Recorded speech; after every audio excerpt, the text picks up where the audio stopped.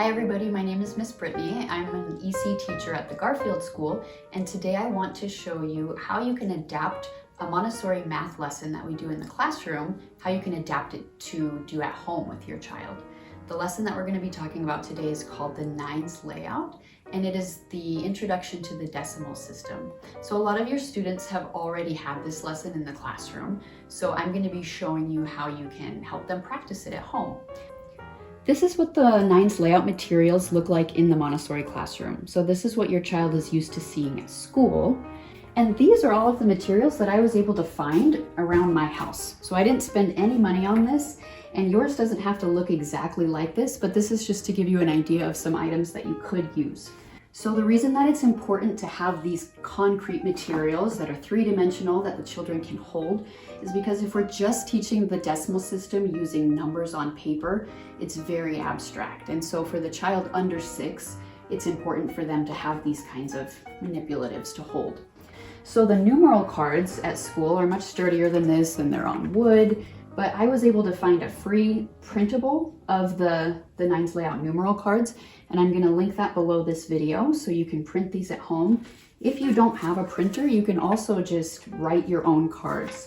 So these are in a special pattern of colors, so just make sure that you follow this same pattern if you're writing your own numeral cards at home.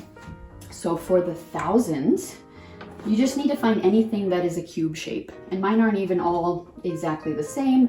Ideally they would be, but we're not in an ideal situation. So thousands, you probably have blocks at home that you could use. This is just what I found. For the hundreds, you just want anything that is a square shape. So I found a bunch of tea bags, or you could use coasters. You could even just cut squares out of cardboard. You could use Post-it notes. For the tens family, I thought Q-tips could work. You just want anything that is approximately 10 of your unit beads. So for the unit beads at school, these are pretty close to the size that we use. I thought popcorn kernels would work great. And if you line up 10 of these, 1, 2, 3, 4, 5, 6, 7, 8, 9, 10, then that equals close to 1 Q-tip or 1 10 bar. So if you lined up 10 10 bars, you would get 100 square, and if you stacked up 10 100 squares, you would get 1000 cube. So this isn't going to be perfect. In the classroom, the materials are very precise and concrete, and that's what we're going for, but it's not going to be perfect, and that's okay. You could also use pennies for the unit beads. And then we also use trays to carry the material in the classroom. And you could use anything at home that is like a tray. And I thought that a cookie sheet would be perfect. So now I'm going to show you how to set up the layout. In the Montessori classroom, during our work cycle, all of the children work on mats on the ground. And these mats visually designate their work area. And so at home, it probably would be helpful for your child to have either a white blanket or a towel, anything that can help them designate where their workspace will be. So for this nines layout material, we often have a special work mat, kind of like this one that I made here, that helps them visually organize the decimal system, their numbers. As I was looking through my house for materials that I already had, I just found an old white sheet and I cut it to size. And then I used masking tape so that I didn't have to use Sharpie directly on the sheet, and I actually just outlined each numeral family in the correct Sharpie color. Your mat does not have to look exactly like this. It is helpful for the child to have something to define their workspace. It's not as important that yours has a grid or is color-coded like this. If your child is struggling laying out the numeral cards, this will be helpful if they're struggling with visual organization. So as we've mentioned, in all of our Montessori math lessons, we always start with concrete materials before we introduce the abstract numerals. These are our concrete materials, even though they're adaptations. They're still concrete because the child can touch them and manipulate them.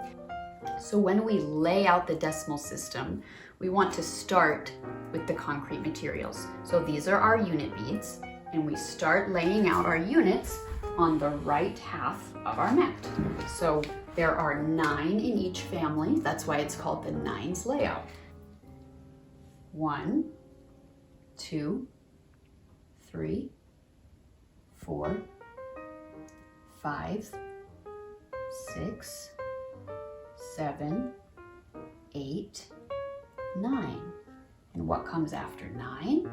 10. And then you remind the child, but we can't have 10 loose unit beads in this family. There can only be 9 in every family. That's why we call this work the 9s layout. So when we get to 10, we have to choose a 10 bar and start in our next family. This blue square is for our 10s family. So we're gonna count by 10s, and we have a special song that we sing to help us count by 10s. 10, 20, 30, 40, 50, 60, 70, 80, 90. What comes next? 100. We can't put 100 in our 10 square because 100 starts a new family. And we start counting by 100s. 100, 200,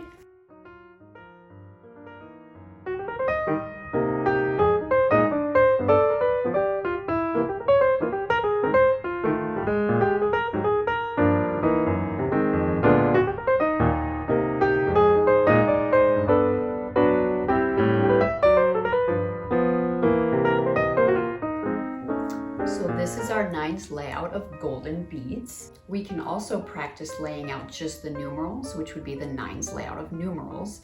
Now that our beads are laid out, I'm going to show you how to put the numerals beside the beads to make our complete 9s layout.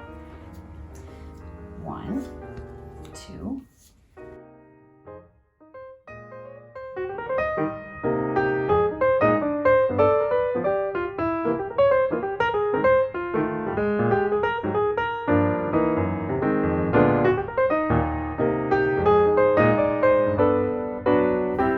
So now that our 9s layout is complete and set up, there are several games and things that we can do with the child to help reinforce constructing numerals and constructing quantities.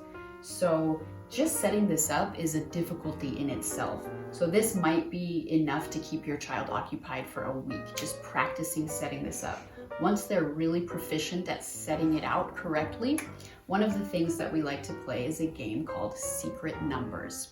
So all you're going to need for this are markers or pens or colored pencils that are the same colors as the patterns of the numeral system. So you'll need a blue and a red and a green, and then you'll just need paper. So I'm just using Post-it notes, and I'm going to use the different colors to write a number for the child, and then I'm going to fold it in half and be very dramatic and say, okay, I have a secret number inside this piece of paper. Don't show it to anybody, but I want you to read the number and make it using the numerals. So then the child would take the number and they would open it up and not show anybody because it's top secret, and they would read it. And so in this case, the number says 1,532. So now I am going to use my number.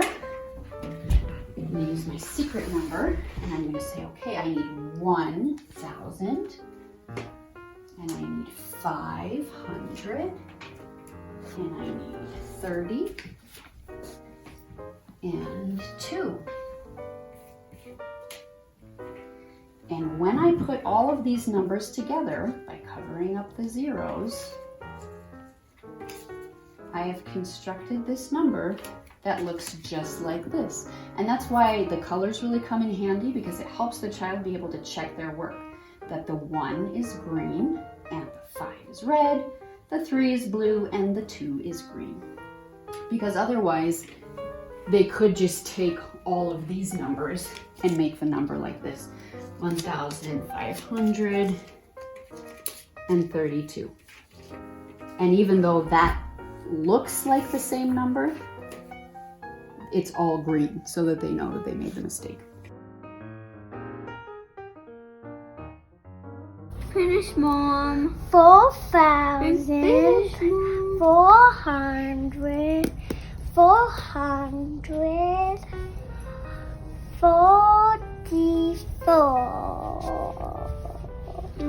pretty. Mom. Yep.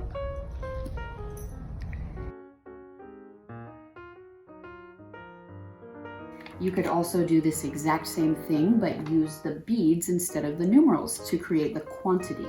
So I would come over here and say, I need 1,000 and I need 500 squares. So 1, 2, 3, 4, 5. And I need 3 10 bars, 10, 20, 30. And I need 2 units. 1, 2. So just like the numeral card showed us 1,532, this is the actual quantity of 1,532. Another fun thing that you can do to reinforce the association of numeral and quantity is you can build the quantity using beads and then ask your child, what number is this? Can you make this number? And then they would have to count and say, okay, how many thousand cubes are there? 1, 2, 3. And then they would have to come to the layout and choose 3,000. There are 200 squares. There's only 1 10 bar, so that must be a teen number. And 1, 2, 3, 4 unit beads. And then they would read you the number and say the quantity was 3,214. And if this is really advanced and you start doing this with your child and notice immediately that they're getting frustrated, then you can just do 2 families at a time. Just work on numbers 1 through 100, and then keep building as they become more proficient. So traditionally, the decimal system wouldn't be introduced to a child until later, like 2nd or 3rd grade. The reason that we introduce it now to a 4 or 5-year-old is because we're introducing it not just using worksheets and pencil and paper, but because we're using this concrete material that makes it very hands-on and helps the child grasp it at this age. And it's really fun for the child, especially if you add a lot of movement in. So as you can see, I was moving all over the mat to create my numerals and my quantities, but what you can also do, rather than set up the concrete material here on the mat, like I had it before on my coffee table, you can have it in a separate part of your house, and then that's why we have the tray, so the child has to do a lot of movement back and forth, and they have to hold those numbers in their head and remember, okay, I'm gonna go get 2,000 cubes, and then walk across the room. So studies have actually shown that just moving while we're learning helps the child retain things better. And so feel free to get as creative as you want using whatever materials you have, incorporate as much movement as you can, and just have fun.